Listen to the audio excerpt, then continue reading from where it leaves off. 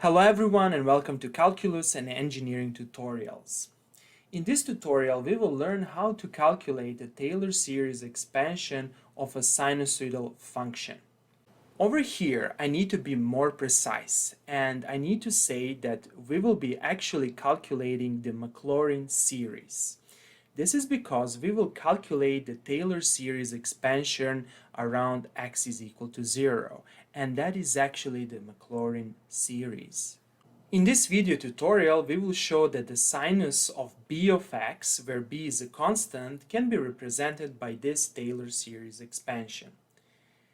Then, we will explain that this expansion can be uniquely represented by this formula that looks intimidating at the first look. That is, I will explain you how to go from here to this compact form.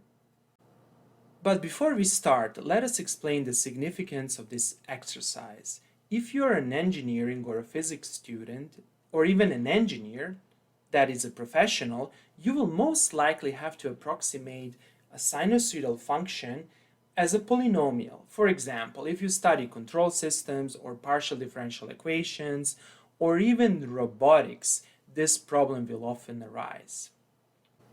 Although today we have computers and often we don't need to compute the Taylor series expansion by hand, this exercise is very important since it will help you to develop analytical skills and it will help you to understand how Taylor series works in practice. I have to mention one additional thing. This exercise is also important for the Fourier series analysis and for spectral analysis of dynamical systems. Also, I would like to mention the following. It took me a significant amount of time, energy, and planning to create this completely free video tutorial, and consequently, I kindly ask you to press the like and subscribe buttons. Thanks a lot. Okay, let's start. Once more, I will mention that this is actually a Maclaurin series. However, I will call this series as the Taylor series. So keep that thing in mind. Let us first revise the Taylor series. If we have a function f of x, then the Taylor series expansion decomposes this function as this infinite sum. I is the index that starts from 0, it goes to infinity. Then we here have a constant ki, and we have x to the power of I, where ki is computed as ith derivative of our function f evaluated at 0 divided by I factorial. Let us write first 8 terms of our Taylor series expansion. We have k0 plus k1x plus k2 x squared plus k3 x to the power 3 plus k4 x to the power 4 plus k5 x to the power 5 plus k6 x to the power 6 plus k7 x to the power 7, and over here I will add 3 dots. To make this video tutorial as clear as possible, over here I repeated the last equation and we need to apply this formula, where we have to keep in mind that we are approximating sinus of b of x. Let's start with k0. So what is k0? K0 from this formula is simply the value of our function f at 0, and that's equal basically to sinus of b times 0, and that's 0. Okay, how about k1? Let's compute k1. k1 is the first derivative of f at 0 divided by 1 factorial. The derivative of a sinus function is obviously cosinus function, and since this is a compositional function, we will have b times cosinus of b of x divided by 1 factorial and evaluated at x is equal to 0. And as the result, we obviously obtain b.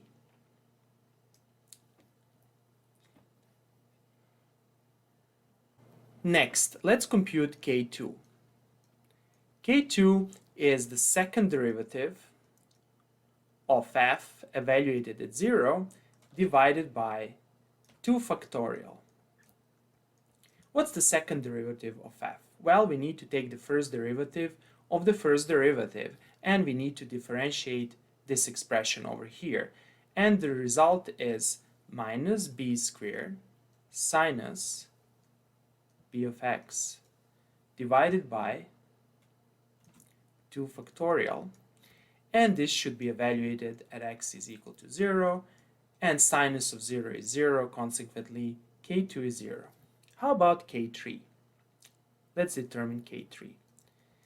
k3 is the third derivative of f evaluated at 0 divided by 3 factorial. Let's compute this term. We need to take the derivative of this expression, and let's do that. That's basically minus b to the power 3 cosinus bx. And this expression should be evaluated at x is equal to 0. Obviously, this is equal to minus b to the power 3 over 3 factorial. How about k4? We know that k4 will be equal to 0. However, it's still good to write this term since we will need to compute k5 on the basis of this expression over here. So let's do that.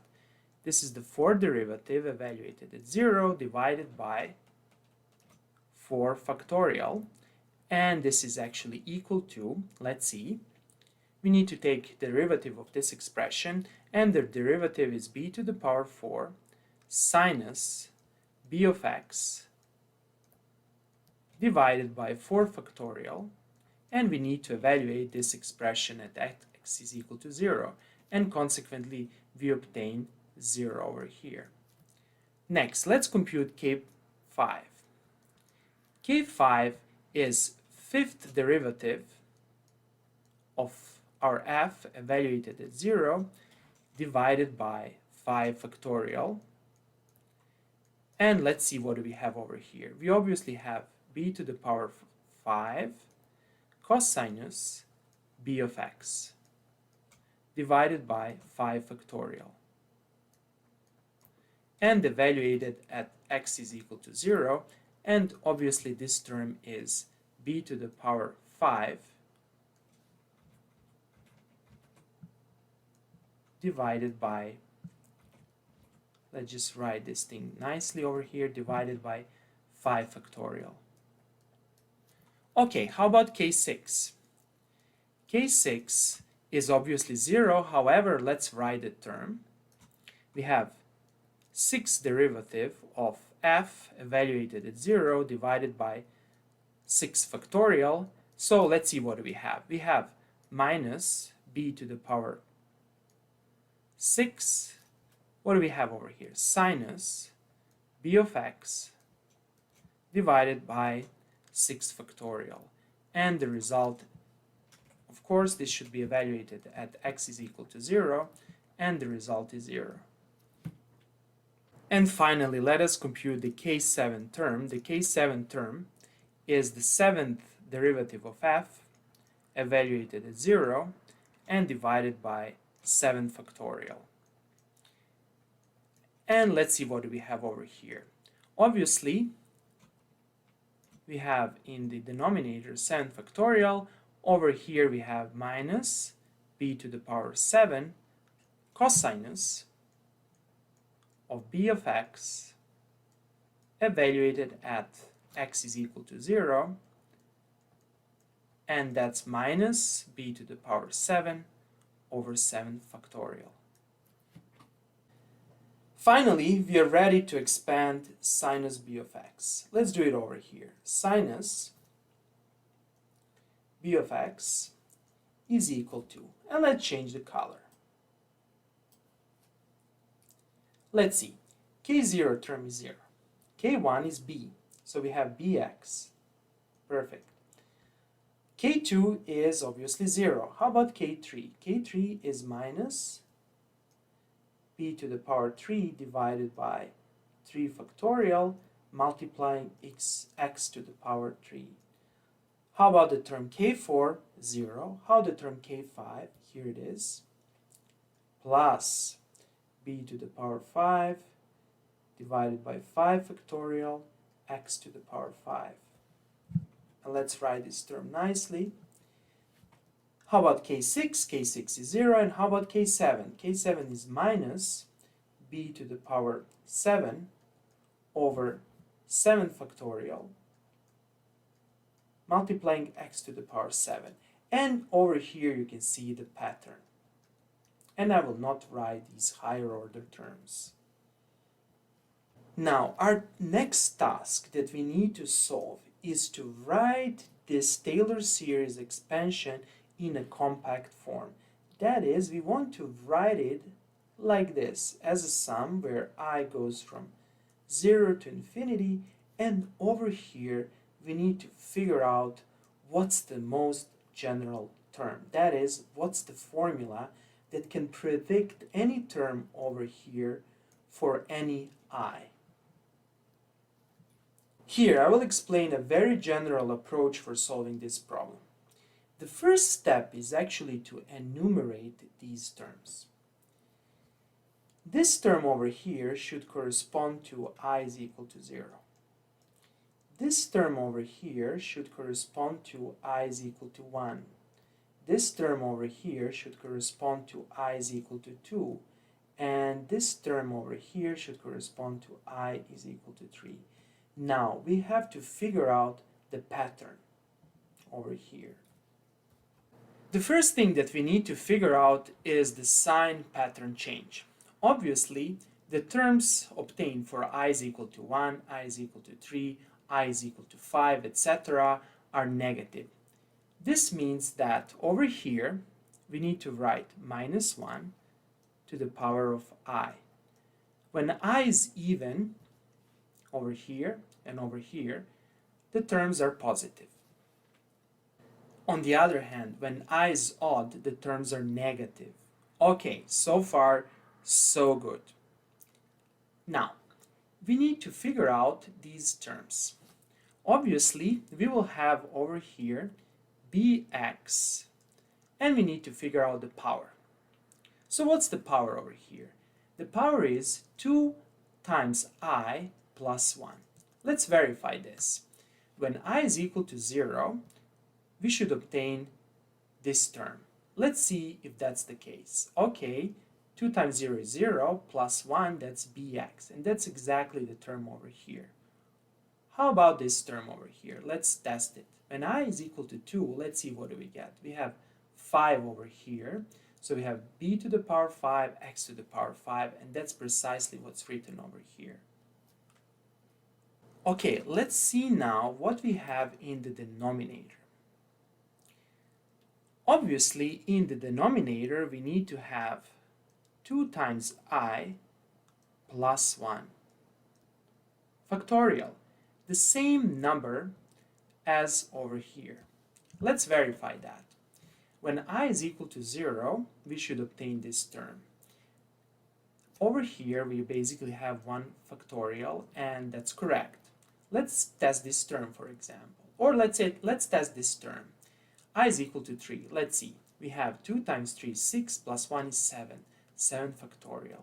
And that's precisely the term over here. Okay, here it is. Here's our formula. At the end of the day, it's not so difficult to derive this formula. Okay, that would be all for today. I hope that you liked this video. If you like the videos I create, please press the like and subscribe buttons. Thanks a lot and have a nice day.